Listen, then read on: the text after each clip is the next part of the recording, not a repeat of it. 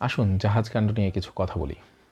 পাকিস্তান থেকে প্রথম জাহাজের চালানে কিছু ফ্লাই অ্যাশ এবং অন্যান্য কেমিক্যাল এসেছিল, যেটি নিয়ে ভারতীয় মিডিয়ার গুজবের অভাব ছিল না।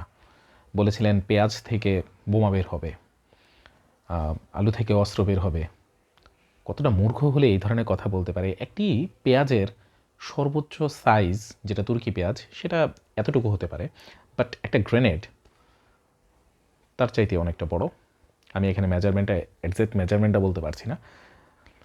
তো আসলে কোথা থেকে বের হবে? আলুর ভেতরেই কি বুলেটগুলো ঢুকিয়ে দেওয়া হয়েছে, সেখান থেকে অ্যামুনেশনগুলো টেনে টেনে বের করবে? মূর্খতার একটা লিমিট থাকা উচিত। লিমিটলেস মূর্খতা আসলে সমাজকে বিভিন্ন সময় একেবারে তলানিতে নিয়ে যায়। এবং ভারতের বর্তমান অবস্থা দেখে মনে হচ্ছে ভবিষ্যতে ভারতীয় যে রাজনৈতিক এবং অর্থনৈতিক, সামাজিক, সাংস্কৃতিক প্রত্যেকটি সম্পর্ক অন্যান্য দেশিদের সাথে একেবারে তলানিতে গিয়ে ঠেকবে। অদূর ভবিষ্যতে এটি ভারতের জন্য হুমকি স্বরূপ হয়ে দাঁড়াবে। দ্বিতীয় জাহাজে চিনি নিয়েও অনেক হইচই কাণ্ড। এর মধ্যে তো বাঙালি আওয়ামীপন্থীরা এক কাঠি সরেশ। তারা বলছেন কেন ভারত থেকে চিনি না এনে পাকিস্তান থেকে বেশি দামে চিনি আনা হচ্ছে। অথচ পাকিস্তান নাকি নিজেই ভারত থেকে চিনি আমদানি করে। আপনাদের জ্ঞাতার্থে বলতে চাই, পাকিস্তান ভারত থেকে চিনি আমদানি করেছিল 2022 সালে, এই কথাটি সত্যি। তবে কতটুকু? পাকিস্তানে 16টি চিনির কল রয়েছে এবং তারা যেই পরিমাণ উৎপাদন করে, প্রতি বছর $450 থেকে $500 মিলিয়ন সমমূল্যের চিনি তারা রপ্তানি করে। ভালো করে একটু খোঁজখবর নেবেন, জেনে নেবেন বিষয়টা। এছাড়াও ভারতীয় বাজার থেকে যখন আমরা চিনি কিনি, সেই চিনি আমাদের দাম পড়তো 56 টাকা, কিন্তু সেই চিনি বাংলাদেশে হয়ে গেল 140 টাকা। অথচ পাকিস্তান থেকে আমরা চিনি কিনলাম 71 টাকা, সেই চিনি এখন খাচ্ছি 120 টাকা, 125 টাকা। কি অঙ্ক মিলে না ভাই? আমার অঙ্ক কখনোই মিলে না। অথচ আফসোস লিগকে আমি এটা বলতে চাই যে ভারত নানান সময়ে আমাদেরকে বিভিন্ন সময় বিভিন্ন বিষয়, যেমন পেঁয়াজ, যেমন রসুন, যেমন হচ্ছে কাঁচামরিচ, বা অবশ্য কাঁচামরিচ ভারত থেকে খুব কমই আসে, যেটা আসে সেটা লালমনিরহাট, গাইবান্ধা, ওইসব অঞ্চলের, রংপুর অঞ্চলের ওইদিকে। তো যেই সব সবজি বা মশলা জাতীয় যেই সব আইটেমগুলো বাংলাদেশে আসে, ভারত বিভিন্ন সময় সেগুলোকে বন্ধ করে দিয়েছিল এবং সেগুলো বন্ধ করে বাংলাদেশে একটা কৃত্রিম সংকট তারা তৈরি করতে চেয়েছিল এবং সেখানে সরকারকে বিভিন্ন চাপে রাখতে চেয়ে এবং বিভিন্ন চাপে রেখে অবশ্য বাস্তবায়ন করেছিল। এবং আপনাদের আফসোস লীগের নেত্রী শুধু ক্ষমতায় টিকে থাকার জন্য ভারতকে ঢালাওভাবে সমর্থন করেছিলেন, অন্যায় আবদারগুলো মেনে নিয়েছিলেন এবং নিজের শরীরটাকে ভারতকে উৎসর্গ করে দিয়েছিলেন। ভারত সেটাকে খুবলে খুবলে খেয়েছে। খাবার কিছু বাকি রয়েছে, তো সেজন্য ভারত এখনও বাংলাদেশকে খুবলে খাওয়ার নতুন করে পায়তারা করছে। ভারত বাংলাদেশকে পেঁয়াজ দেবে না, সয়াবিন তেল দেবে না, আলু দেবে না বলে হুমকি দিচ্ছে। আরে মূর্খের দল, তোদের ছাড়া কি আর কোনো উপায় বাংলাদেশে নেই? পৃথিবীতে একমাত্র তোরাই উৎপাদন করিস। সবচেয়ে বড় কথা, ভারতীয়রা সবচেয়ে বেশি পেঁয়াজ উৎপাদনকারী দেশ নয় এবং সবচেয়ে বেশি পেঁয়াজ রপ্তানিকারক দেশও নয়।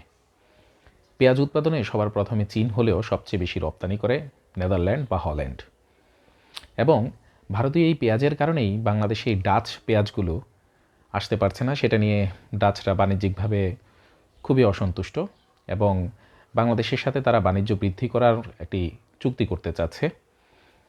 সেই চুক্তির আলোকে আমরা নিশ্চয়ই পেঁয়াজের গুণগত মান এবং কম মূল্যে পেঁয়াজ আনতে পারবো ইনশাআল্লাহ। অপরদিকে সয়াবিন তেল উৎপাদন এবং সয়াবিন তেল রপ্তানিতে চীন পৃথিবীর সর্বপ্রথম এবং চীনের সয়াবিন তেলের মান ও গুণাগুণ ভারতের সয়াবিন তেলের মানের চাইতে অত্যন্ত উপরের লেভেলের। সবচেয়ে বড় কথা হচ্ছে, চীনের সাথে আমরা সয়াবিনের বিকল্প হিসাবে অন্য বাণিজ্যগুলো করতে পারি। আমাদের পোশাক শিল্প কিংবা অন্যান্য শিল্পের বাণিজ্য চীনের সাথে আমরা বিনিয়োগ অর্থনীতির মাধ্যমে যেমন করতে পারি, তেমন পণ্য হস্তান্তরের মাধ্যমেও করা যায়। চীন কিন্তু সেই সুযোগ সুবিধা পৃথিবীর প্রায় সকলকেই দিয়ে থাকে। পশ্চিমা দেশসহ রাশিয়ান ব্লকের দেশগুলো বাংলাদেশের সাথে বাণিজ্য বাড়াতে কী পরিমাণ মরিয়া, সেটি হয়তো ভারতের জানা নেই। তবে আমি মনে করি ডিরেক্ট রাশিয়ার সঙ্গে বাংলাদেশের সম্পর্ক না রাখাই সবচেয়ে উত্তম কাজ, কারণ রাশিয়া ভারতের পরম মিত্র। অনেকে বলবেন বাংলাদেশের স্বাধীনতার সময় রাশিয়া একেবারে ঢালাওভাবে বাংলাদেশের সমর্থন করেছিল। না, আসলে এটি ভুল।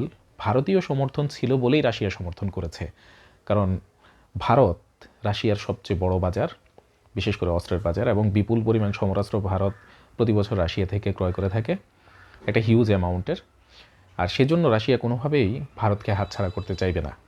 দাদাবাবুদের তো লালমনিরহাটের বিমান ঘাঁটি নিয়েও চুলকানি কম নেই, বিমান ঘাঁটি করতে দিচ্ছেন না তো দীর্ঘদিন ধরে, এবং সেটি শহীদ প্রেসিডেন্ট জিয়াউর রহমান তিনি করতে চেয়েছিলেন। পরবর্তীতে তার মৃত্যু হওয়ার পর সেটি আর সম্ভব হয়নি। এখন আবার প্রকল্পটি হাতে নেওয়ায় ভারতের চুলকানি বেড়ে গেছে। দাদাবাবুরা এও বলছেন যে বাংলাদেশ TV-2 অ্যাটাক ড্রোন দিয়ে ভারতীয় সীমানায় নজরদারি করছে। তাজ্জব বিষয়, ভারতীয় ইন্টেলিজেন্স এতটা মূর্খ হবে সেটা আমার জানা ছিল না। একটা অ্যাটাক ড্রোন কখনো সার্ভেলেন্স বা নজরদারির জন্য ব্যবহার করা হয় না। অ্যাটাক ড্রোন অপারেট করা হয় শুধুমাত্র প্রতিপক্ষকে ডিফেন্স কিংবা আক্রমণ করার জন্য। সবচেয়ে বড় কথা, 6টা দেখেই দাদা এত ভয় পেয়েছেন, 18টা কিন্তু লোডিং। 24টা হলে মুতার জন্যও কিন্তু আমাদের জিজ্ঞেস করতে হবে, দাদা মুতবো তো? এছাড়াও দাদা 1000 সুইসাইড UAV এবং বজ্র 1 মিসাইলের জন্য রেডি তো? তাছাড়া টাইগার 600, 1200 তো আছেই। দিল্লি কত দূর দাদা? আমি নিজেই গতকাল একটি ভিডিওতে বলেছিলাম যে বাংলাদেশ আসলে এই মুহূর্তে সামরিক এবং অর্থনৈতিক দিক থেকে যুদ্ধের জন্য প্রস্তুত নয়।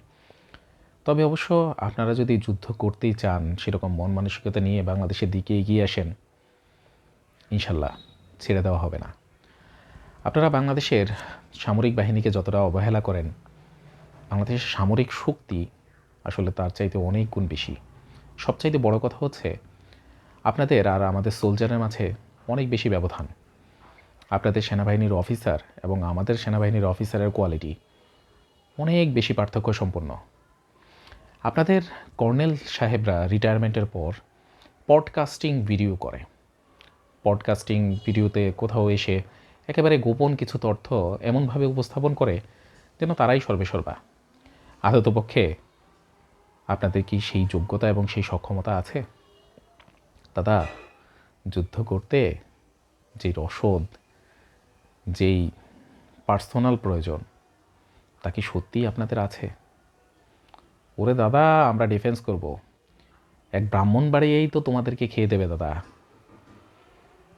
চল, লাঠি, ট্যাঠা, বইঠা সব নিয়ে বসে আছে দাদা। আহো ভাতিজা, আহো। সবশেষে এটাই বলবো, চুলকানি বেশি হলে আপনাদের সেই হকারের কাছে যান, নিশ্চয়ই তার কাছে চুলকানির মলম আছে, একটু লাগিয়ে নেবেন দাদা, খুব উপকার হবে। বাংলাদেশের দিকে চোখ রাঙাবার আগে একবার ভাবুন দাদা, এটা হায়দ্রাবাদ নয় কিংবা সিকিম নয়, সালটা 2024, এটা বাংলাদেশ। এখানে দাদা আসতে পারবেন, ফিরে যেতে পারবেন না। ইনশাল্লাহ বাংলাদেশ দীর্ঘজীবী হোক। আসসালামু আলাইকুম।